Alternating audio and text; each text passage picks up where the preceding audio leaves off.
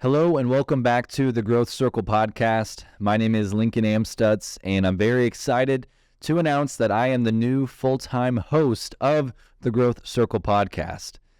Jake was kind enough to reach out to me a few weeks ago and ask if I wanted to become the new host here, and gladly said yes. I have really enjoyed listening to the Growth Circle podcast and the nearly 50 episodes that are already out, and just hearing the conversations that Jake and John have had, and yeah, just the way that they've brought it to where it is today. I was actually able to join them on episode number 23. It was a great conversation with them, talking about business and some of what I've done in real estate, and then was actually able to join them in co-hosting a couple of episodes later on after that. So I've really enjoyed the Growth Circle podcast. Believe in Jake's initial mission of providing value back to people and helping them out in business and achieving their goals and whatever that might be. So that's what the podcast is going to continue to be, and excited to share a little bit of the vision of this relaunch and what you can expect moving forward. So in this episode, I'm going to be sharing a bit about my personal story in business and real estate, where I've gotten to today, so you know a little bit more about me before just jumping right into these interviews, and also share about some of the content that I'll be making specifically about real estate and wholesaling and getting started from scratch, tools that you can add to your tool belt if you're already in the business, in the game. And so going to go over a lot of what to expect moving forward here. But to start, I want to share a little bit about myself, who I am, and just my journey thus far. So, like I said, my name is Lincoln. I'm here in Springfield, Missouri, right in the middle of the Midwest. In fact, I was just talking to a buddy and learned that Missouri touches more states than any other state. So, fun fact there for you. But love being here in Springfield. It's been great growing up here. Initially, my first business venture was lawn care and landscaping. I got started in that when I was 14 years old, just going door to door, knocking, asking people if they wanted any sort of landscaping done, any mowing services. So that was my first step into business. I remember my first year doing that. I got one lawn that entire year. I had one lawn that I got to take care of. It was somebody that kind of knew me, so I thought that it was probably a little bit of that helped. But, you know, they gave me a shot and push mowed that yard. It definitely should have been a lawn with a zero turn or riding mower, but hey, it was my first one. Was thankful for the opportunity. And so I mowed that throughout that year, did some other odds and ends, but that was the start. And it got me very interested in growing that and getting more clients, and just the idea of being able to go out and make money, you know, at that time when you're 14, but going to make money on your own in your own business and something that you're just doing from scratch. So that led into the next year. I grew that to 8 lawns the second year, and then it grew and grew over the next 6 years is how long I did lawn mowing and some landscaping. Ended up with about 60 clients, weekly clients, serviced over a couple hundred different people with landscaping needs as well during my high school years, 1 year into college doing that, and loved it. Very grateful for that time, for my dad, and spurring me on to do that from a young age, and definitely gave me a lot of good experience in business and negotiations, communication with clients, problem solving, all of those things. Learning that from a younger age, has definitely helped me here today. So after high school, I ended up going actually to live in the United Arab Emirates for 8 months. I was sent out of a church out of Texas, and I was at a spot in my life where I wasn't quite sure what I was supposed to do next, whether it was college, whether it was continuing at lawn care or some other business. And so I definitely felt God leading me towards that. I'm a follower of Jesus and believe that if I was to do something next, I needed to have his wisdom and guidance in that. And so my time over there in the UAE was very impactful and giving me some clarity moving forward. So coming back to Springfield, I went to Missouri State for a year, jumped right back into college, continued with the mowing business, but continued on and kind of grew something I had started, which was flipping cars. I got into that with my buddy back in high school last year there. He approached me with an opportunity to go half and half with him on this 1993 Geo Metro. And I'll never forget that moment, because it was kind of the first step into buying something low and then selling it for more. We bought that car, little green convertible, old car, barely ran, but we got it. We changed the spark plugs, we cleaned it up, new pictures, and then sold it like 2 days later and doubled our money. Like bought it for like $475, sold it for $1,300, and I was stoked. Did not have any idea that you could do that, and it got me hooked for sure on wanting to try it again and again. So I proceeded for the next couple of years there to flip 35, 40 some odd cars, and just that process of buy low, sell high, looking for deals, negotiating, all of that continued to grow, and I was just learning it at that time and really enjoyed and loved that process. And then was, buying and selling whatever I could get my hands on, whether it was jet skis or electronics, you name it. I was looking at Facebook Marketplace and Craigslist, looking for a deal. So that spurred on the initial interest in real estate that I ended up getting in that first year of college. I was learning, I was studying business, but I knew that there were more opportunities out there. So I looked into drop shipping, I looked into day trading, and then real estate was the one that really kept coming up over and over again with these books I was reading, the podcast I was listening to, and really just started absorbing as much content as I could on just business and making money and opportunities for what I could do in life. And so very thankful for how God led me in that. And that's why I'm wanting to do this here today, is just to give back some of this advice that I've been given from mentors and people, some of the lessons I've learned in getting into real estate and business, because it's so valuable. And there's so much that can be learned online nowadays, and in podcasts and content forms like this. And that's why I'm excited to do this, is just to provide that value back in a small way of what I've been given. And so for me in that real estate journey, it was just listening to those podcasts while I was on the mower, while I was had some downtime. And for me, I chose real estate because, unlike any other business, if you just look at the data, real estate has made more millionaires than any other industry. It's just the most stable and proven method that has gotten people to that point of success. And I thought, hey, if this many people have done this before, surely I can't mess it up bad enough to where it just will not work. Let's get into real estate. Let's see how I can make this happen. So anytime, you might be looking into real estate and think that there's a large barrier to entry just because, it's houses, it's apartments, hundreds of thousands, millions of dollars. And that's certainly true. And there's definitely that hurdle and obstacle to overcome. But for me, I was able to find wholesaling, and that is the way that I got into it. I thought, okay, maybe I could be an agent, get in with, real estate investors and network my way through the agent route. But I was more attracted to the wholesale route, just as, especially at that time in my area, there was much less competition. There wasn't as much structure that I necessarily had to follow with brokerages and such. And so that definitely sparked my interest in wholesaling real estate and being able to get into deals for not having to bring all of the money down up front.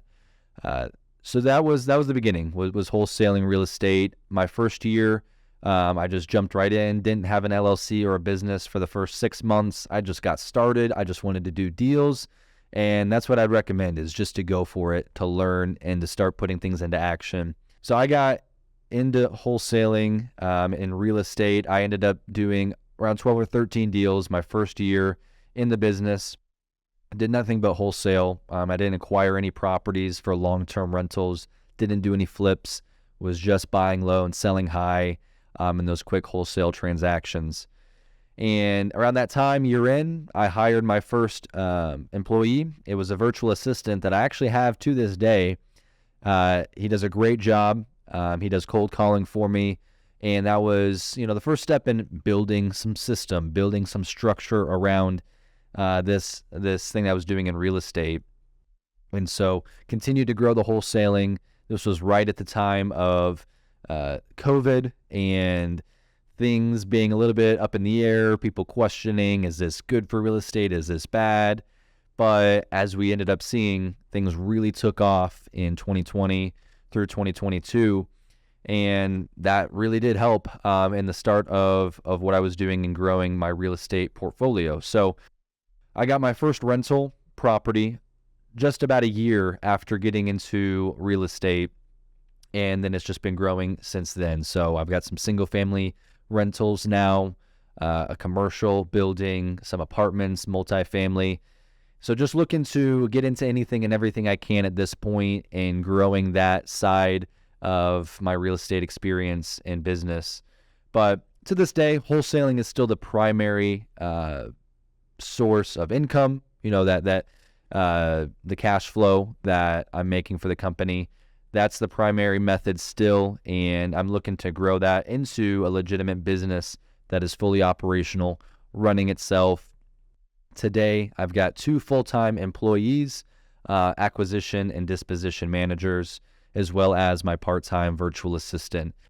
That's the setup of where I'm at today. Definitely wasn't able to jump into the long-term investing that I wanted and that intrigued me in real estate right away. But thankfully, I've been able to get into that fairly quickly and growing that the last several years here.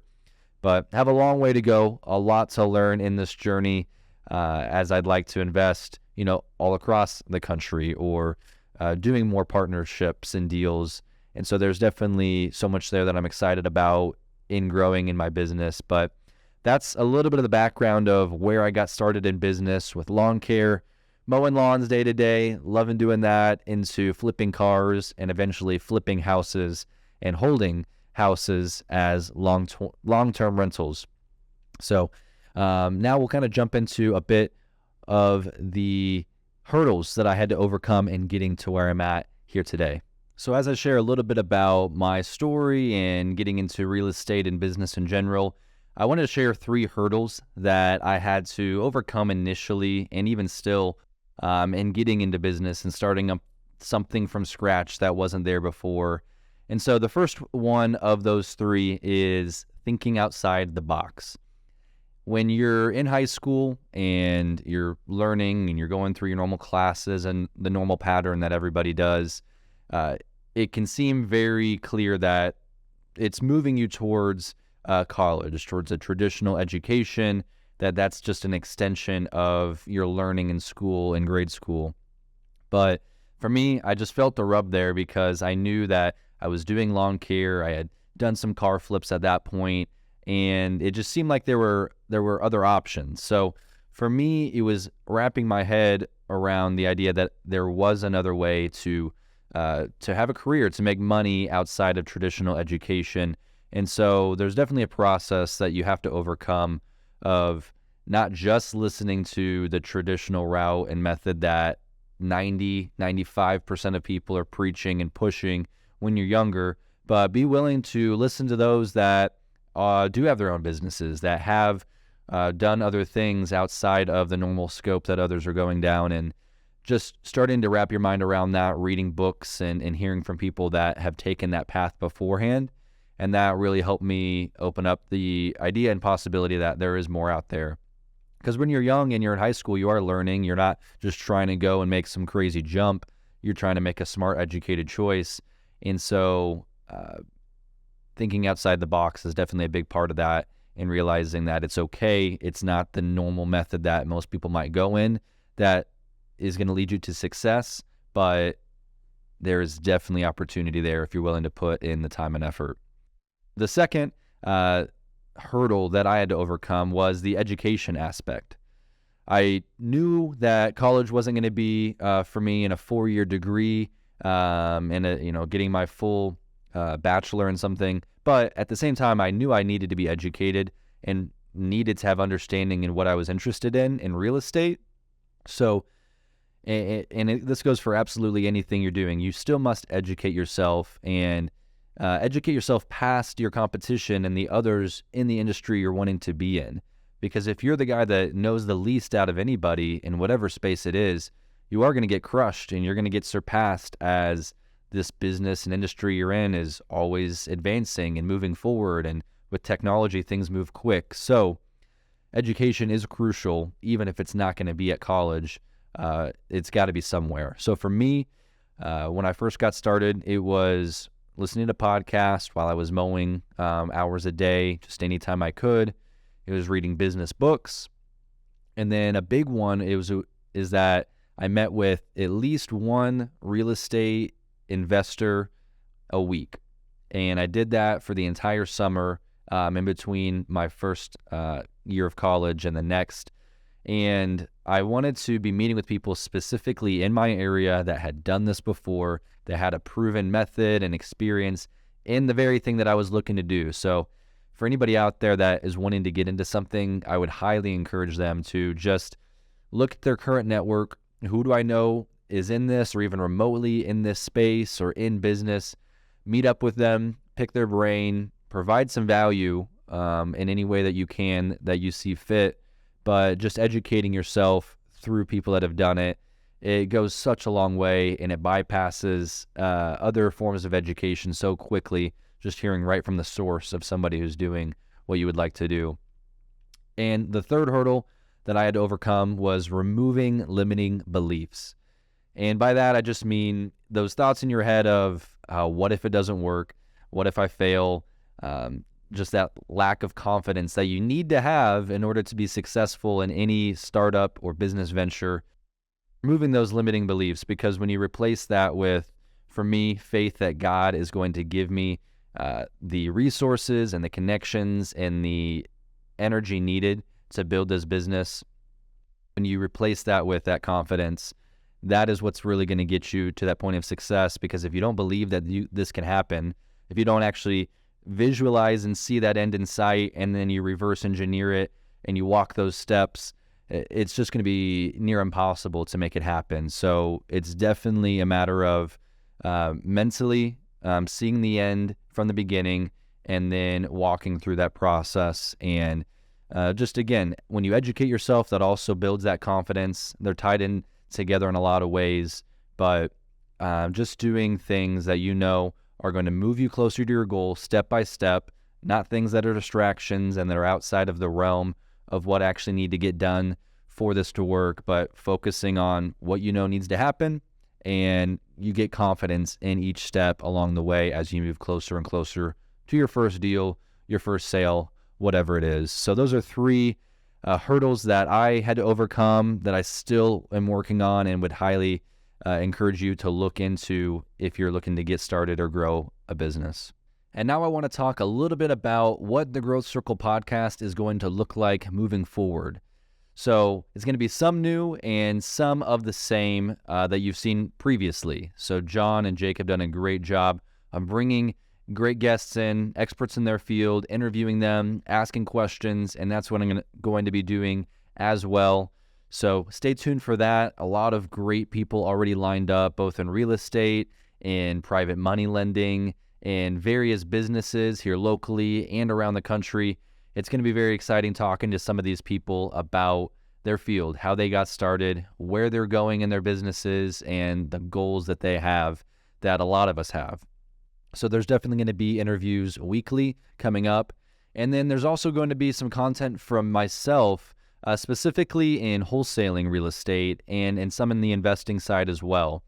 I've been able to learn quite a bit in the last few years, still learning a lot in what it means to find off-market deals, how to sell them to other investors, how to pull off the right deals for myself and my portfolio.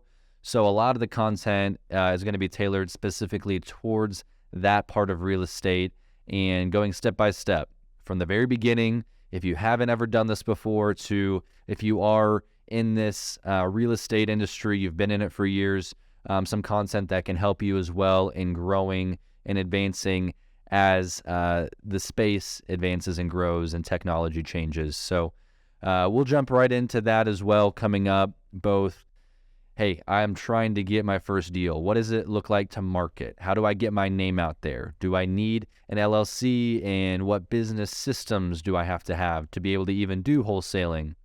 We'll get into those details. We'll get into contracts and title companies, as well as how to close a deal, negotiations. Now I need to take this deal and sell it to other investors. I need to raise money to buy this myself.